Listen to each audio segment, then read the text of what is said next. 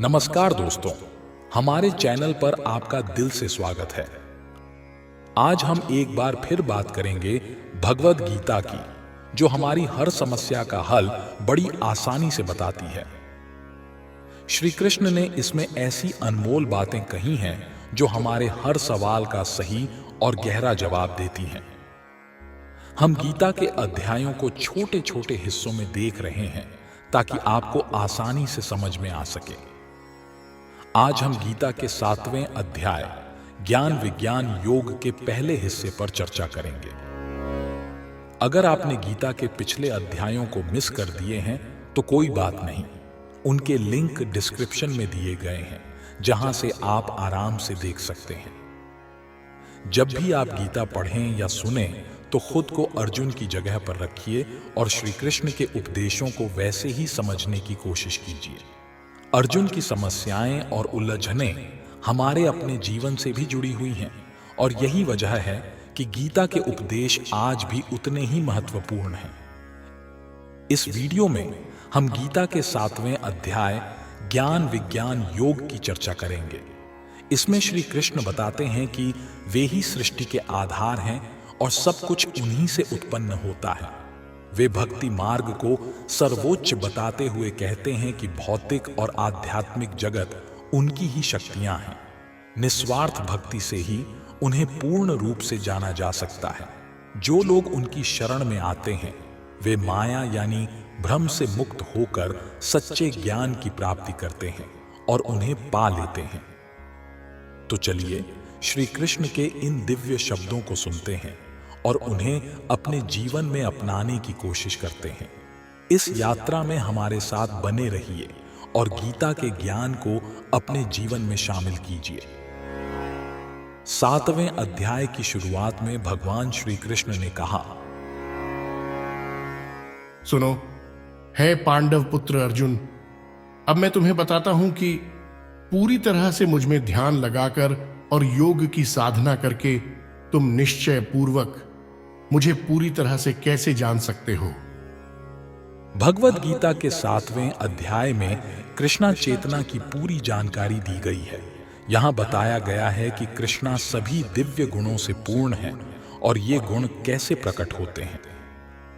इस अध्याय में 4 प्रकार के सौभाग्यशाली लोग भी बताए गए हैं जो कृष्णा से जुड़े होते हैं और 4 प्रकार के दुर्भाग्यशाली लोग जो कृष्णा को नहीं मानते हैं, उन पर भी चर्चा की गई है। पहले 6 अध्यायों में जीवात्मा को एक अमूर्त आत्मा के रूप में बताया गया है जो खुद को समझने के लिए विभिन्न योग विधियों का उपयोग कर सकता है। 6ठे अध्याय के अंत में स्पष्ट किया गया है कि कृष्णा पर स्थिर मन की एकाग्रता या कृष्णा चेतना सभी योगों का सबसे ऊंचा रूप है। कृष्णा पर ध्यान केंद्रित करके ही एक व्यक्ति पूर्ण रूप से सच्चाई को जान सकता है, अन्यथा नहीं। निराकार ब्रह्म ज्योति या स्थानीय परमात्मा की अनुभूति सच्चाई का पूर्ण ज्ञान नहीं है, क्योंकि यह आंशिक है। पूर्ण और वैज्ञानिक ज्ञान कृष्णा है और कृष्णा चेतना में सब कुछ प्रकट होता है। कृष्णा चेतना में व्यक्ति जानता है कि कृष्णा अंतिम ज्ञान है, संदेह के बिना। विभिन्न प्रकार की योग विधियां केवल कृष्णा चेतना की दिशा में कदम है। जो व्यक्ति सीधे कृष्णा चेतना की ओर बढ़ता है वह ब्रह्म ज्योति और परमात्मा के बारे में पूरी तरह से जान जाता है। इसलिए योग अभ्यास की शुरुआत 6ठे अध्याय के अंतिम श्लोक के अनुसार करनी चाहिए। कृष्णा पर ध्यान केंद्रित करने के लिए 9 प्रकार की भक्ति सेवाओं में से पहला और सबसे महत्वपूर्ण है श्रवण यानी सुनना। इसलिए भगवान अर्जुन से कहते हैं, तत्शृणु यानी मुझसे सुनो। कृष्णा से सुनना सबसे बड़ा अवसर है, इसलिए हमें कृष्णा से सीधे या कृष्णा के सच्चे भक्त से ही सीखना चाहिए, न कि किसी विद्वान के बिना। श्रीमद् भागवत में कृष्णा, परमात्मा और सच्चाई को समझने की प्रक्रिया को इस प्रकार वर्णित किया गया है। कृष्णा की कथा सुनना, चाहे वह वेदों से हो या भगवद गीता के माध्यम से सीधे सुनना, खुद में एक धार्मिक क्रिया है। और जो कृष्णा के बारे में सुनते हैं, भगवान कृष्णा जो सबके दिल में हैं, उस भक्त को शुद्ध करते हैं जो नियमित रूप से उनकी कथा सुनता है। इस तरह भक्त स्वाभाविक रूप से अपनी छिपी हुई दिव्य ज्ञान को विकसित करता है। जैसे जैसे वह भागवतम और भक्तों से कृष्णा के बारे में सुनता है, वह भगवान की भक्ति सेवा में स्थिर हो जाता है। भक्ति सेवा के विकास से व्यक्ति रजस और तमस गुणों से मुक्त हो जाता है और इस तरह भौतिक इच्छाएं और लालच कम हो जाते हैं। जब ये अशुद्धियां हट जाती हैं तो व्यक्ति शुद्धता में स्थिर रहता है, भक्ति सेवा से प्रफुल्लित होता है और भगवान के विज्ञान को पूरी तरह से समझता है। इस प्रकार भक्ति योग भौतिक स्नेह की कठोर गांठ को काटता है और व्यक्ति को तुरंत असंशयम संपूर्ण के स्तर पर लाता है, अर्थात परम सच्चाई की समझ। इसलिए केवल कृष्णा या कृष्णा के भक्त से सुनकर ही व्यक्ति कृष्णा के विज्ञान को समझ सकता है। अब मैं तुम्हें पूरी तरह से इस ज्ञान के बारे में बताऊंगा जो कि साकार और निराकार दोनों प्रकार का है। इसे जानने के बाद तुम्हें और कुछ जानने की जरूरत नहीं रहेगी।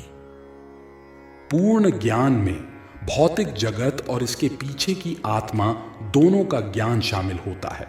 इन दोनों का स्रोत है पारलौकिक ज्ञान। भगवान इस ज्ञान को स्पष्ट करना चाहते हैं क्योंकि अर्जुन भगवान के विशेष भक्त और मित्र हैं। चौथे अध्याय की शुरुआत में भगवान ने इस ज्ञान का वर्णन किया था और यहाँ फिर से पुष्टि की जा रही है। पूर्ण ज्ञान केवल भगवान के भक्त को ही भगवान से सीधे और गुरु शिष्य परंपरा के माध्यम से प्राप्त होता है। इसीलिए किसी को यह समझना चाहिए कि सभी ज्ञान का स्रोत कौन है, जो सभी कारणों का कारण है और सभी योगों में ध्यान का एकमात्र उद्देश्य है। जब सभी कारणों का कारण ज्ञात हो जाता है तो सभी जानने योग्य चीजें ज्ञात हो जाती हैं और कुछ भी अनजाना नहीं रहता। वेद भी कहते हैं यस्मिन् विद्ये सर्वम एव विद्यम भवति। हजारों लोगों में से एक ही व्यक्ति पूर्णता की खोज करता है और जो लोग पूर्णता प्राप्त कर लेते हैं उनमें से भी मुश्किल से एक ही व्यक्ति मुझे सही तरीके से जानता है। अधिकांश लोग जीवन के मूलभूत स्वार्थों जैसे खाने पीने, सोने, बचाव करने और यौन संबंध बनाने में ही व्यस्त रहते हैं। इनमें से बहुत कम लोग ही आध्यात्मिक ज्ञान की ओर आकर्षित होते हैं। भगवद गीता के पहले 6 अध्याय उन लोगों के लिए हैं जो आत्मा, परमात्मा और ज्ञान योग के माध्यम से आत्मा को पदार्थ से अलग करने की प्रक्रिया को समझने में रुचि रखते हैं। लेकिन भगवान कृष्ण को केवल भगवान कृष्ण की भक्ति में लगे हुए लोग ही जान सकते हैं। अन्य आध्यात्मिक साधक अवैयक्तिक ब्रह्मा के ज्ञान को प्राप्त कर सकते हैं, जो कि कृष्ण को समझने से कहीं आसान है। कृष्ण जो सर्वोच्च व्यक्तित्व हैं, ब्रह्मा और परमात्मा के ज्ञान से भी परे हैं। यहाँ तक कि सबसे बड़े अवैयक्तिकवादी जैसे कि शंकराचार्य ने स्वीकार किया है कि कृष्ण सर्वोच्च भगवान हैं, लेकिन उनके अनुयायी कृष्ण को नहीं मानते क्योंकि कृष्ण को जानना बहुत कठिन है। कृष्ण सभी कारणों का कारण है और उनका पूर्ण ज्ञान प्राप्त करना कठिन है। हालांकि भक्ति मार्ग को आसान माना जाता है, यह वास्तव में इतना सरल नहीं है। अगर भक्ति मार्ग इतना आसान है तो लोग कठिन मार्ग क्यों अपनाते हैं? वास्तविक भक्ति केवल नियमों और विनियमों के अनुसार ही की जा सकती है, अथवा ब्रह्मा के ज्ञान को प्राप्त करने वाले या परमात्मा के ज्ञान को प्राप्त करने वाले योगी कृष्ण को मां यशोदा के बेटे या अर्जुन के सारथी के रूप में नहीं समझ सकते। यहां तक कि बड़े देवताओं को भी कृष्ण के बारे में भ्रमित होते हैं। कृष्ण को केवल उसकी भक्ति में लगे लोग ही समझ सकते हैं। कृष्ण स्वयं भक्ति करने वालों को अपने अद्वितीय गुणों का ज्ञान प्रदान करते हैं क्योंकि वे अपने भक्तों के प्रति कृपालु हैं। इसलिए कहा गया है, कृष्ण को उसकी भक्ति में लगे लोगों के अलावा कोई भी समझ नहीं सकता। धरती, पानी, आग, हवा, आकाश, मन, बुद्धि और झूठा अहंकार, ये सभी मिलकर मेरी भौतिक ऊर्जा के 8 अलग अलग रूप हैं। ईश्वर की विज्ञान ईश्वर की मूल स्थिति और उनकी विभिन्न शक्तियों का विश्लेषण करता है। भौतिक प्रकृति को प्रकृति कहते हैं, जो ईश्वर की विभिन्न अवतारों की ऊर्जा है, जैसा कि स्वात्वत तंत्रा में बताया गया है। ईश्वर की भौतिक सृष्टि के लिए 3 प्रकार के विष्णु होते हैं। पहला महाविष्णु, जो पूरी भौतिक ऊर्जा का निर्माण करता है। दूसरा गर्भोदक्षाई विष्णु, जो सभी ब्रह्मांडों में प्रवेश करके उनमें विविधताएं पैदा करता है। तीसरा क्षीरोदक्षाई विष्णु, जो सभी ब्रह्मांडों में सर्वव्यापक रूप से फैला हुआ होता है और परमात्मा के रूप में जाना जाता है, जो अणुओं के भीतर भी विद्यमान है। जो कोई इन 3 विष्णुओं को जानता है, वह भौतिक बंधनों से मुक्त हो सकता है। यह भौतिक संसार ईश्वर की एक अस्थायी ऊर्जा का रूप है। भौतिक जगत की सारी गतिविधियां इन 3 विष्णु अवतारों द्वारा नियंत्रित होती हैं। ये मनुष्य अवतार कहलाते हैं। आम तौर पर जो लोग ईश्वर यानी कृष्ण की विज्ञान को नहीं जानते, वे मानते हैं कि यह भौतिक संसार जीवों के आनंद के लिए है और जीव भौतिक ऊर्जा के कारण नियंत्रक और आनंददाता होते हैं। भगवद गीता के अनुसार यह नास्तिक वृत्ति का निष्कर्ष गलत है। इस चर्चा में कहा गया है कि कृष्ण भौतिक सृष्टि का मूल कारण है। श्रीमद् भागवतम भी इसे प्रमाणित करता है। भौतिक सृष्टि के तत्व कृष्ण की अलग अलग ऊर्जा हैं। यहाँ तक कि ब्रह्म ज्योति, जो निराकारवादियों का अंतिम लक्ष्य है, एक आध्यात्मिक ऊर्जा है जो आध्यात्मिक आकाश में प्रकट होती है। ब्रह्म ज्योति में वैकुंठ लोकों की तरह आध्यात्मिक विविधताएं नहीं होती और निराकारवादी इसे अंतिम शाश्वत लक्ष्य मानते हैं। परमात्मा का प्रकट होना भी क्षीरोदक्षाई विष्णु का अस्थायी और सर्वव्यापक रूप है। इसलिए असली सत्य है श्री कृष्ण, जो पूरी तरह से सशक्त व्यक्ति हैं और उनके पास अलग अलग ऊर्जा होती है। भौतिक ऊर्जा में मुख्य रूप से 8 प्रकृतियां होती हैं। इनमें से पहले 5, जैसे पृथ्वी, पानी, आग, हवा और आकाश को 5 विशाल सृजन कहा जाता है, जिसमें 5 इंद्रियां भी शामिल हैं। ये भौतिक ध्वनि, स्पर्श, रूप, स्वाद और गंध की प्रकृतियां हैं। भौतिक विज्ञान इन्हीं 10 तत्वों का अध्ययन करता है, लेकिन अन्य 3 तत्व जैसे मन, बुद्धि और झूठा अहंकार भौतिक विदों द्वारा अनदेखे रह जाते हैं। मानसिक गतिविधियों से संबंधित दार्शनिक भी पूर्ण ज्ञान में नहीं होते, क्योंकि वे कृष्ण को अंतिम स्रोत के रूप में नहीं जानते। झूठा अहंकार, मैं हूं और यह मेरा है, जो भौतिक अस्तित्व का मूल सिद्धांत है, भौतिक गतिविधियों के लिए 10 इंद्रियों को शामिल करता है। बुद्धि को महतत्व कहा जाता है, जो पूरी भौतिक सृष्टि का प्रतिनिधित्व करता है। इसलिए कृष्ण की 8 अलग अलग शक्तियों से भौतिक संसार के 24 तत्व प्रकट होते हैं, जो सांख्य दार्शनिकता का विषय हैं। ये मूलतः कृष्ण की शक्तियों के उपसर्ग हैं और उनसे अलग हैं, लेकिन नास्तिक सांख्य दार्शनिक कृष्ण को सब कारणों का कारण नहीं मानते। सांख्य दर्शन का विषय केवल कृष्ण की बाहरी ऊर्जा का प्रकट होना है, जैसा कि भगवद गीता में वर्णित है। हे वीर अर्जुन, इस अधीन प्राकृतिक संसार के अलावा मेरी एक उच्चतर ऊर्जा भी है।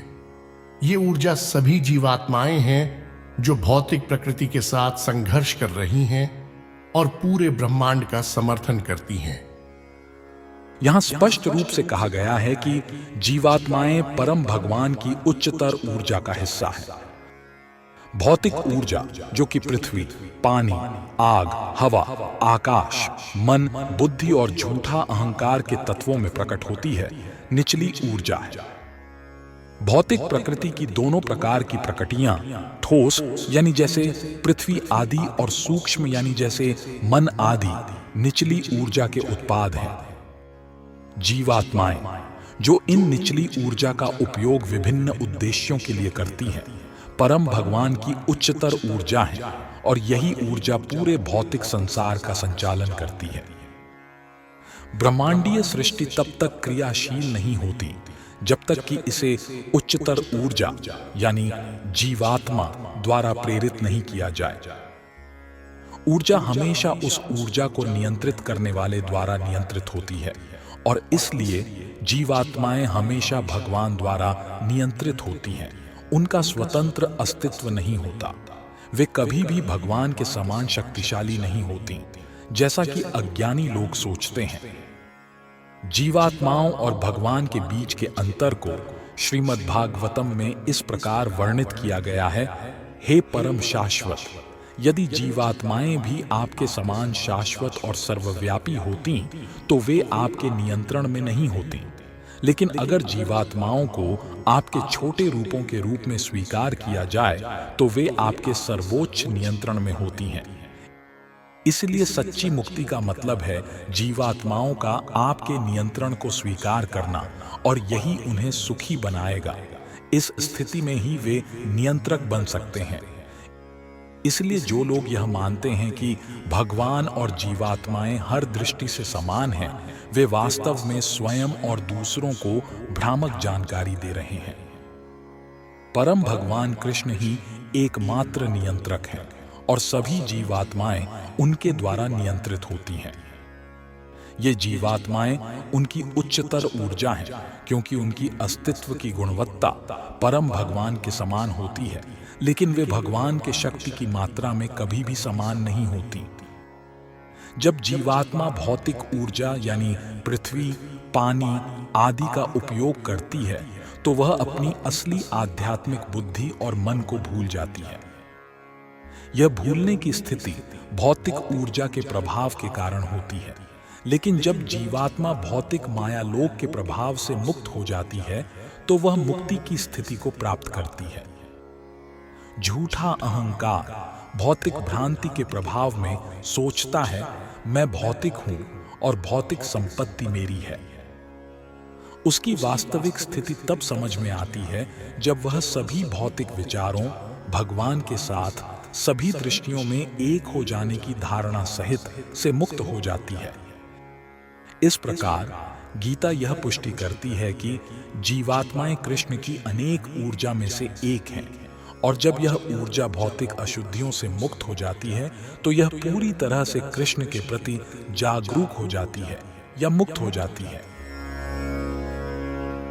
सारे भौतिक और आध्यात्मिक संसार में यह जान लो कि मैं ही इसका जन्म और इसका अंत हूं। सारी चीजें भौतिक और आध्यात्मिक ऊर्जा से बनी हैं।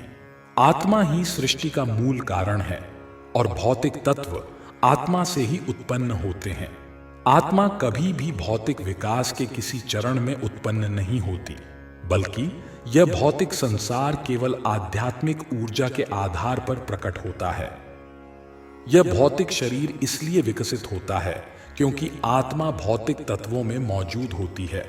जैसे एक बच्चा धीरे धीरे बड़ा होता है और पुरुष या महिला बनता है, उसी तरह पूरे ब्रह्मांड का विशाल रूप भी आत्मा की उपस्थिति के कारण विकसित होता है।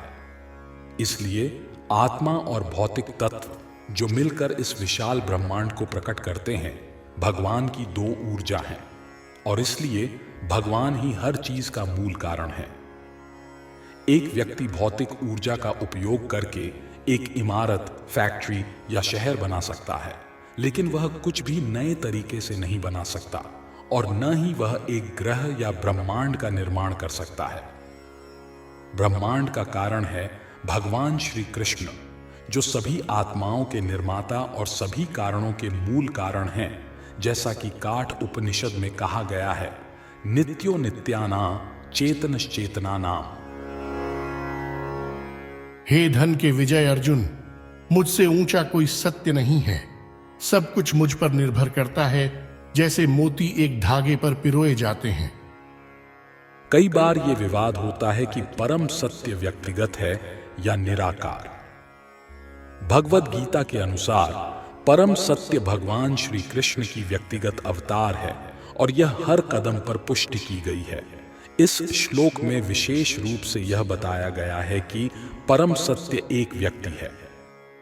ब्रह्मा संहिता में भी यही कहा गया है, ईश्वरः परमः कृष्णः सच्चिदानंद विग्रह। इसका मतलब है कि परम सत्य भगवान श्री कृष्ण हैं, जो आनंद और ज्ञान के स्रोत हैं और पूर्ण आनंद के अविनाशी रूप हैं। ये शास्त्र कोई संदेह नहीं छोड़ते कि परम सत्य एक व्यक्तित्व है जो सब कारणों का कारण है। इसके विपरीत निराकारवादी वेद के एक श्लोक पर जोर देते हैं, ततो यद् उत्तरतन तद अरूपम अनामयम य एतद विदुर अमृतास्ते भवन्ति। इसका मतलब है कि ब्रह्मा, जो ब्रह्मा के रूप में सृष्टि के प्राचीन प्राणी हैं, वह सभी देवताओं, मनुष्यों और पशुओं में सर्वोच्च हैं। लेकिन ब्रह्मा के पार एक परे की सत्ता है जिसकी कोई भौतिक रूप नहीं है और जो सभी भौतिक प्रदूषणों से मुक्त है। जो उसे जानता है वह तात्विकता को प्राप्त कर लेता है, लेकिन जो उसे नहीं जानता वह भौतिक दुनिया की पीड़ा भोगता है। निराकारवादी अरूपम शब्द पर जोर देते हैं, लेकिन यह अरूपम निराकार नहीं है। यह शाश्वत आनंद और ज्ञान के दिव्य रूप को दर्शाता है, जैसा कि ब्रह्मा संहिता में बताया गया है। अन्य श्लोक भी इसे पुष्टि करते हैं। वेदाहम एतम पुरुषम महांतं आदित्य वर्णंतम सा परस्तात्। इसका मतलब है कि मैं उस परम व्यक्तित्व को जानता हूं जो सभी भौतिक अंधकार से परे है। जो उसे जानता है वही जन्म और मृत्यु के बंधनों से पार हो जाता है और कोई मार्ग नहीं है मुक्ति पाने का। केवल उस परम व्यक्ति के ज्ञान से ही मुक्ति मिलती है। वह सबसे छोटे से भी छोटा है और सबसे बड़े से भी बड़ा है। वह एक चुप्पा पेड़ की तरह स्थित है जो ब्रह्मा को प्रकाशमय करता है, और जैसे पेड़ अपनी जड़ों को फैलाता है वह अपनी विशाल ऊर्जा फैलाता है। इन श्लोकों से यही निष्कर्ष निकलता है कि परम सत्य सर्वोच्च व्यक्तित्व है जो अपनी भौतिक और आध्यात्मिक ऊर्जा से सर्वव्यापी है। कुंती पुत्र अर्जुन, मैं पानी की मिठास हूं, सूरज और चांद की रोशनी हूं, वेदों के मंत्रों में ओम का स्वर हूं, मैं आकाश में गूंजती ध्वनि और इंसान की क्षमता हूं। यह श्लोक बताता है कि भगवान अपनी भौतिक और आध्यात्मिक शक्तियों से सर्वव्यापी हैं। हम भगवान को उनकी विभिन्न शक्तियों के माध्यम से प्रारंभिक रूप से महसूस कर सकते हैं और इसी तरह उनका अमूर्त यानी निर्गुण रूप समझा जाता है। जैसे सूर्य देवता एक व्यक्ति हैं, लेकिन उन्हें उनकी सर्वव्यापी ऊर्जा यानी सूरज की रोशनी के माध्यम से महसूस किया जाता है, वैसे ही भगवान अपनी शाश्वत धाम में रहते हुए भी अपनी फैलती हुई शक्तियों के माध्यम से अनुभव किए जाते हैं। पानी का स्वाद पानी का मुख्य गुण होता है। समुद्र का पानी हमें पसंद नहीं आता क्योंकि उसमें नमक मिला होता है, जिससे पानी का शुद्ध स्वाद खो जाता है। पानी की ओर आकर्षण उसकी शुद्धता पर निर्भर करता है और यह शुद्ध स्वाद भगवान की एक शक्ति है। जो अमूर्तता में विश्वास रखते हैं वे भगवान को पानी के स्वाद के रूप में महसूस करते हैं, और जो सगुण रूप में विश्वास करते हैं वे भगवान की प्रशंसा करते हैं कि उन्होंने प्यास बुझाने के लिए पानी दिया। यही भगवान को समझने का तरीका है। असल में सगुण और निर्गुण विचारधाराओं में कोई टकराव नहीं है। जो भगवान को जानता है वह जानता है कि उनका सगुण और निर्गुण रूप एक साथ सब जगह उपस्थित है और इसमें कोई विरोधाभास नहीं है। इसलिए भगवान चैतन्य ने अपनी महान शिक्षा दी। अचिंत्य भेदाभेद तत्व एक साथ एक और भिन्न सूर्य और चंद्रमा की रोशनी भी भगवान के ब्रह्म ज्योति से निकलती है जो उनका अमूर्त तेज है। इसी तरह ओम ध्वनि जो हर वैदिक मंत्र की शुरुआत में भगवान को संबोधित करने के लिए उपयोग की जाती है भी उन्हीं से उत्पन्न होती है। निर्गुणता में विश्वास रखने वाले भगवान कृष्ण को उनके असंख्य नामों से संबोधित करने से डरते हैं, इसलिए वे ओम ध्वनि को प्राथमिकता देते हैं। लेकिन उन्हें यह नहीं पता कि ओम कृष्ण का ही ध्वनि रूप है।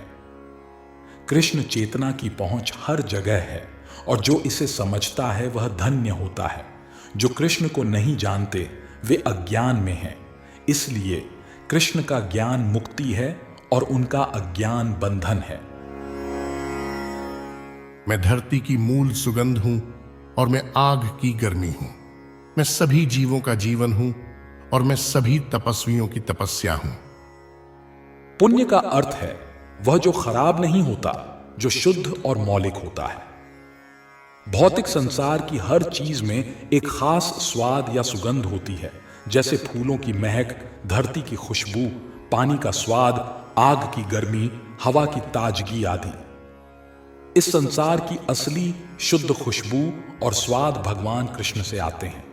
हर चीज का एक मौलिक स्वाद होता है, लेकिन रसायनों के मिश्रण से उसे बदला जा सकता है।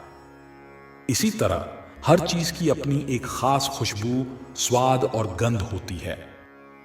विभा का मतलब होता है आग। बिना आग के हम फैक्ट्रियां नहीं चला सकते, खाना नहीं पका सकते, और वहीं आग भगवान कृष्ण है।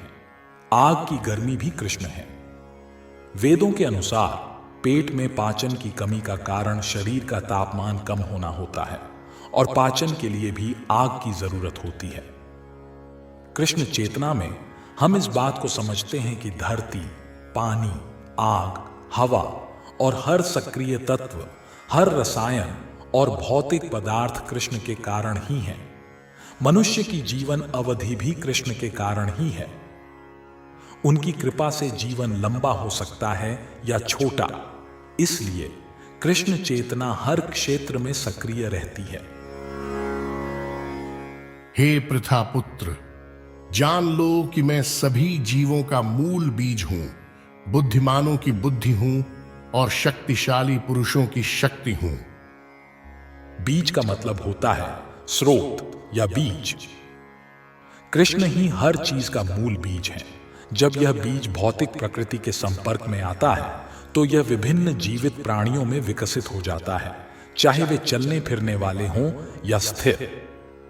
पक्षी, जानवर, मनुष्य और कई अन्य जीव जंतु चलते फिरते हैं, जबकि पेड़ पौधे स्थिर होते हैं। वे हिलते डुलते नहीं, सिर्फ खड़े रहते हैं। सभी प्राणी 84 लाख योनियों के दायरे में आते हैं, जिनमें से कुछ चलने फिरने वाले होते हैं और कुछ स्थिर, लेकिन हर एक प्राणी का मूल बीज कृष्ण ही है। वेदों में कहा गया है कि ब्रह्म या सर्वोच्च सत्य वह है जिससे सब कुछ उत्पन्न होता है। कृष्ण पर ब्रह्म है जो सर्वोच्च आत्मा है। ब्रह्म निर्गुण यानी अमूर्त है और परब्रह्म सगुण यानी साकार है। निर्गुण ब्रह्म सगुण रूप में स्थित है। यह बात भगवद गीता में बताई गई है। इसलिए मूल रूप से कृष्ण ही सब कुछ का स्रोत है। जैसे एक पेड़ की जड़ पूरे पेड़ को पोषण देती है, वैसे ही कृष्ण जो हर चीज की मूल जड़ है, इस भौतिक संसार की हर चीज को बनाए रखते हैं। यह वेदों में भी पुष्टि की गई है। यथो वा इमानी भूतानि जायन्ते, यानी सर्वोच्च सत्य वह है जिससे सब कुछ उत्पन्न होता है। कृष्ण सभी सनातनों में सर्वोच्च सनातन है। वे सभी जीवों के सर्वोच्च प्राणी हैं और वे ही सबका पालन करते हैं। कृष्ण यह भी कहते हैं कि वे सभी बुद्धिमत्ता की जड़ हैं। जब तक कोई बुद्धिमान नहीं होता, तब तक वह भगवान श्री कृष्ण को समझ नहीं सकता। मैं कामना और इच्छाओं से रहित बलवानों की शक्ति हूं। हे भारत श्रेष्ठ अर्जुन, मैं धर्म के अनुरूप रहने वाला काम जीवन हूं। बलवान व्यक्ति की शक्ति का उपयोग कमजोरों की रक्षा के लिए होना चाहिए, न कि व्यक्तिगत आक्रामकता के लिए। इसी तरह धर्म के अनुसार जीवन में काम का उद्देश्य संतान की उत्पत्ति के लिए होना चाहिए, अन्यथा नहीं। माता पिता की जिम्मेदारी होती है कि वे अपनी संतान को कृष्ण चेतना में बढ़ाएं। हमारे साथ श्रीमद् भगवद गीता की इस यात्रा में जुड़ने के लिए बहुत बहुत धन्यवाद। अगर आपको गीता के 7वें अध्याय ज्ञान विज्ञान योग का यह हिस्सा पसंद आया हो तो कृपया वीडियो को लाइक और शेयर जरूर करें। इससे हमें और बेहतर सामग्री तैयार करने की प्रेरणा मिलती है। अगर आप YouTube पर हमारे वीडियो देख रहे हैं तो हमारे चैनल को सब्सक्राइब करना न भूलें, ताकि आप आगे आने वाले सभी वीडियो की सूचना पा सकें। और अगर आप Facebook पर देख रहे हैं तो हमारे पेज को फॉलो करना न भूलें, ताकि संपूर्ण भगवद गीता सीरीज की हर नई वीडियो का अपडेट आपको मिलता रहे। हमारे लिए आपके सुझाव और विचार बहुत महत्वपूर्ण हैं, इसलिए कृपया नीचे कमेंट बॉक्स में जरूर बताएं कि आप इस विषय के बारे में क्या सोचते हैं। आपके फीडबैक से हमें हमारी सामग्री को और भी बेहतर बनाने में मदद मिलती है।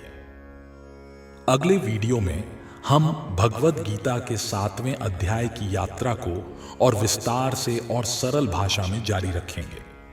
इस अध्याय में हमें ज्ञान और कर्म के सही तरीके को समझने में मदद मिलेगी और यह हमारे जीवन को बेहतर बनाने में उपयोगी साबित होगा। तब तक अपना ध्यान रखें, खुश रहें और जीवन की राह पर सच्चाई और ईमानदारी के साथ आगे बढ़ते रहें। हम अगली बार फिर मिलेंगे और गीता के इस महत्वपूर्ण अध्याय को और गहराई से समझेंगे। धन्यवाद और जय श्री कृष्ण।